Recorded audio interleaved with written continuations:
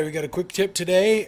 There's some heat stains on this table that we just bought, and we're going to show you how to get rid of those.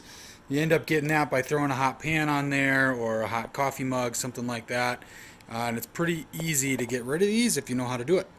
So all we're really going to do is we're going to use a towel and an iron. And as you turn this thing on, you heat it up a little bit. I'll show you how we have that set.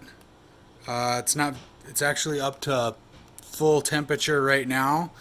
Once that thing heats up, all we're going to do is put the towel right over top of it, give it a little bit of an iron and a little bit of steam, and that heat stain should lift right off.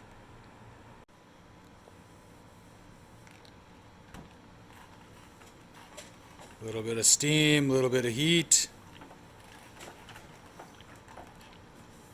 Sometimes you have to go over it once or twice. Other times it is just gone like magic. Super easy. That's all there is to it. Alright, remember to like and subscribe, and we'll keep the videos coming. Thanks, guys.